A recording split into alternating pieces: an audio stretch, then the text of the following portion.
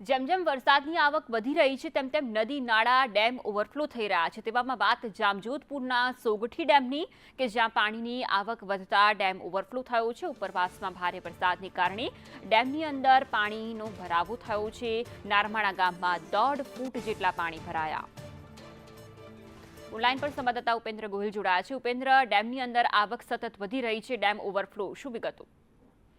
ચોક્કસથી ફાલ્ગુની આપણે જણાવી કે જામજોધપુરનો સોગઠી ડેમમાં સવારે જે વધુ ઉપરવાસમાં ભારે વરસાદના કારણે સોગઠી ડેમ ઓવરફ્લો થયો છે।